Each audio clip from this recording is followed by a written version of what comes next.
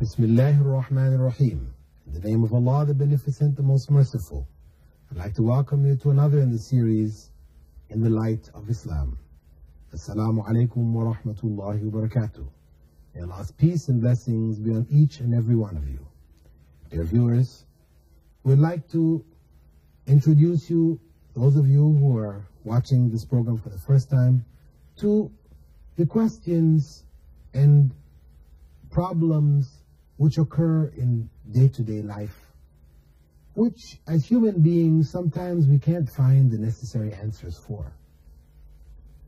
So, as Muslims, we are instructed to seek information from those who are more knowledgeable than us, to get clarity in these areas, and to get an explanation which is based on the Quran and the Sunnah and the principles of Islam, in order not only to solve that particular problem, but to better get clarity in how Islam solves problems in general.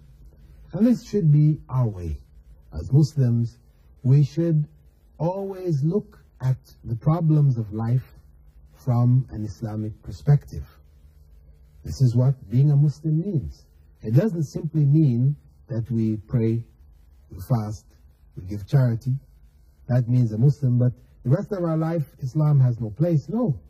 Islam is a way of life, and as such, everything that we do, every waking hour of our day, should be in the light of Islam. With that, dear viewers, let us go on to some of today's questions. Our brother asks, Dear Dr. Bilal, how would you advise Western women who embrace Islam and their Muslim husbands do not practice or want her to practice or want them to practice Islam? Yours sincerely, Muhammad Ashraf. Brother Muhammad, how would we advise such people? A woman may be married to a Muslim man, and it may actually be vice versa, because though it is not allowed in Islam for a Muslim woman to marry a non-Muslim man, it is happening. Some Muslim women go to America, to England, to other countries, and they end up marrying non-Muslim men. And after some years of marriage or something like this, then the man finds Islam, or the woman finds Islam.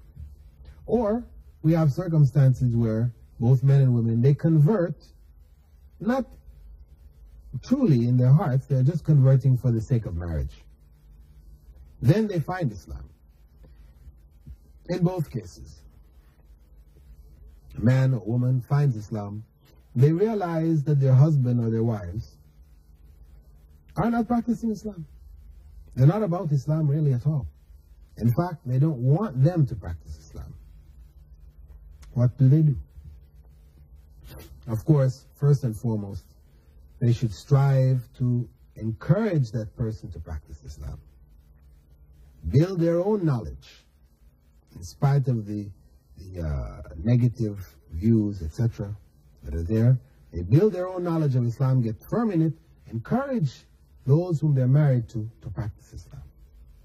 If they refuse, then they should divorce them. It's as simple as that. A Muslim woman should not be married to a non-Muslim man. If a man doesn't practice Islam, he doesn't want her to practice Islam, he doesn't believe in Islam, he's not a Muslim. He may be from a Muslim family, he may have a Muslim name, but Islam is not just a name. It's not family. It's not something inherited. Islam is a chosen way of life. So if a person does not practice Islam, meaning that they don't believe in Islam, though they may not practice certain aspects of it in weakness, but they don't believe in Islam. If a person doesn't believe, then they are not believers. They're not doing what Islam requires. They don't believe they have to do it. They're not believers.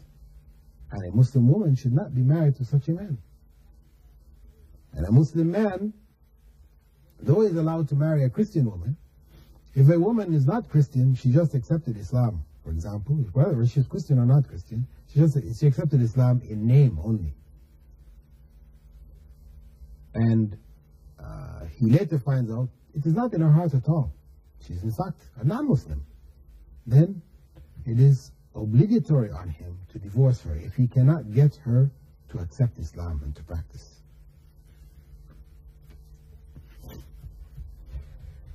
A question from Sharjah. Dear Dr. Bilal, Assalamu alaikum. What can be done by a mother of an adult son who has stopped practicing Islam completely?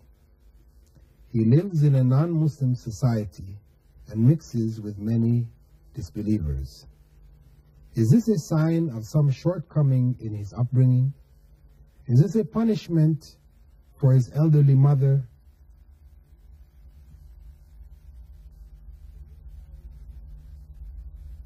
Can you advise the mother who continually makes dua for him? Is there anything else she can do?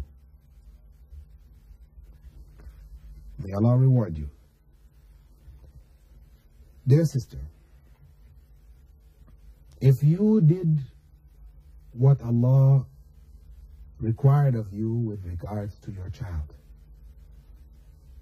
you raised him, taught him Islam as you raised him, you did everything that you could for him, that Islam has asked for you. Then, if he goes astray, it is not your fault. The son of Prophet Noah, Prophet Nuh, alayhi salam, didn't follow his father. The wife of Prophet Lot didn't follow her husband. So, these relationships do not ensure that a person is automatically righteous simply because the parent or the husband is righteous. There's no guarantee that the child or the wife is going to be righteous.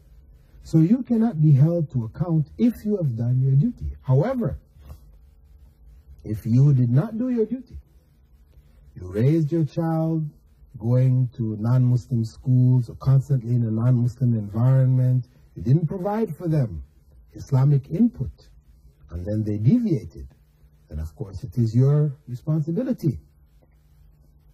It is a sign of your own shortcomings. However, you should never give up on your child. Even if you've done all you could and they have chosen another way, they are still your child and you should still try to guide them. Always advise them and maintain your contact with them. Because it may be a temporary phase that they're going through, living in a Western society, of course. I mean, the attractions in that materialistic, disbelieving environment are very powerful, very strong. So maybe they've gone astray for a period. But if you have given up on them, you have no contact with them, then there is no line, there's nothing that they can hold on to, turn back on, fall back on. If you just cut off your relationship saying you don't want to have anything to do with them anymore, so and so, of course, this is not good. Because you have denied them any chance to come back. On the other hand, you can also continue to make prayer as you are doing. Perhaps through your prayers, Allah may cause that individual to turn back. The signs will be there. Allah will continue to give that individual signs to find the way back until the child dies, till the person dies. Allah's signs are in the lives of each and every human being. It is only for them to recognize those signs, to accept them, and to act accordingly. Allah doesn't leave to go astray those people who want to be guided, nor does He guide those who don't want to be guided. So it is only for us to continue to maintain our contact with our children in spite of how they may have deviated, and we continue to encourage them to the good. We don't participate in their evil. That is, they ask us for money, and we know they're going to use it for evil. We don't give it to them saying, well, it's my child, I need to. No. If they have chosen an evil path, then we should not put money into that evil to support their evil. No. This would be wrong on our part. If they're not willing to take the correct path, then they have no right to our wealth. And our wealth will only support them in sin. However, our contact with them in terms of communications should remain open. The lines of communication should remain open, and we should continue to encourage them, ask others who are there, who are living in that country, or who are visiting the country, to go see them, to try to encourage them. We should not give up on them. And of course, we should turn to God, ask Him for His help, because without His help,